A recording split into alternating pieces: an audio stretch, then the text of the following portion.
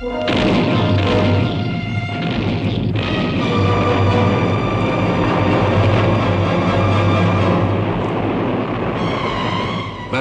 fell to the New Zealanders on August the 30th. In this battle, the British captured 34,000 men and 270 guns.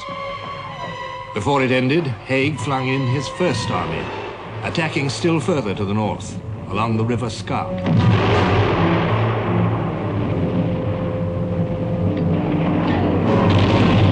Their fight produced 16,000 prisoners and 200 guns.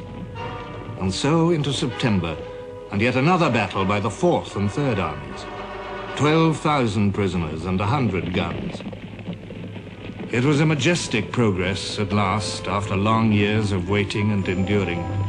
But the cost was high for men who had fought so long. At home, the British people began to have the sense of victory. One by one, the headlines stilled their doubts. August the 23rd.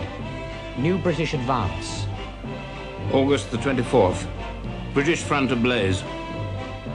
August the 26th. Pressing the advance. August 27th. Battle front spreading.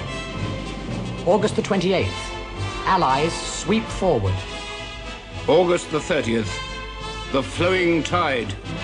The Times commented, "The arrival of our forces at Bapaume set the seal on a wonderful weekend and brought into view possibilities which were certainly not in sight a week ago.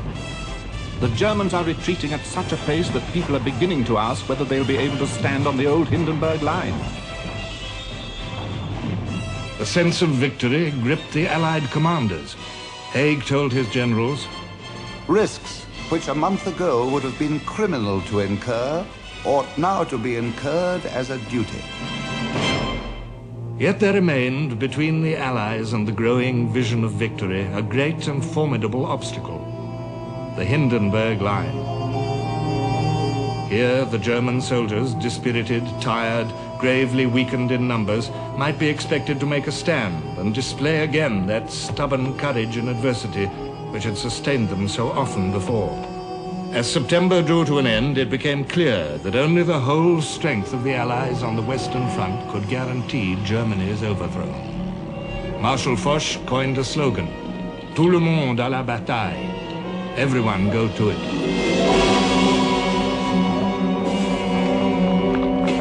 Now the Americans joined in, fighting as an army in their own right.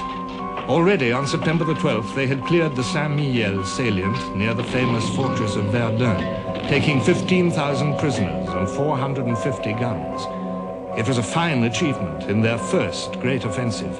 But now, for the massed blow of the whole alliance, the direction of the American effort had to be changed.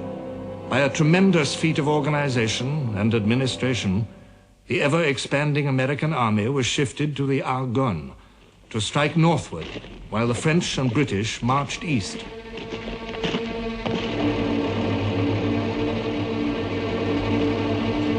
And in the north, the Belgian army also would attack, beside the British Second Army, fighting under the orders of King Albert of the Belgians.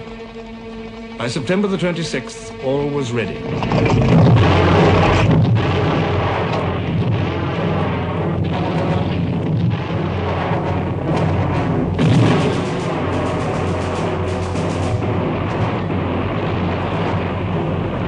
The French and Americans struck hard.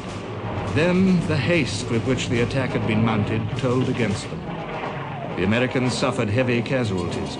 These they could have borne in the enthusiasm that impelled them. But on this desolate ground, their transport broke down.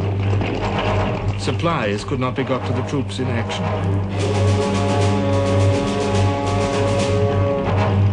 The wounded could not be removed. The American onslaught slowed and stopped. It didn't matter. On September the 27th, the British Third and First Armies struck at the Hindenburg Line itself and made a breach 12 miles wide and 6 miles deep.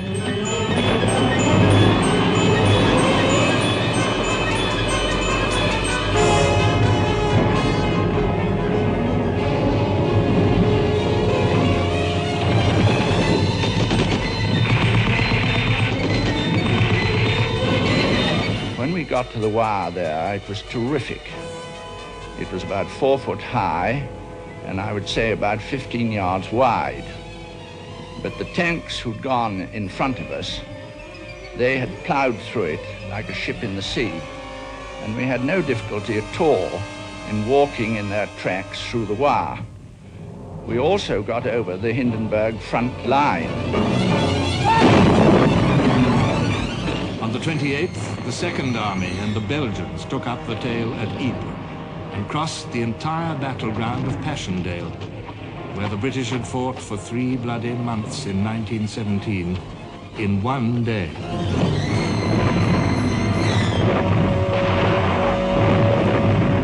And on that day, too, the Fourth Army, with Americans fighting beside the Australians, joined into the south. In obstinate rearguards and heroic groups, parts of the German army continued to battle on by virtue of soldierly instinct and tradition. But other parts of it, chalked on the railway wagons that took them to the front, slaughter cattle for Wilhelm and Sons. Hindenburg wrote, What terrible demands were made in these few weeks on the physical strength and moral resolution of the officers and men of all the staffs and formations. The only order issued in many cases was simply, hold out to the last, hold out. What a renunciation after so many glorious days of brilliant victories. I was faced with the question, the worst of all questions, when must the end be?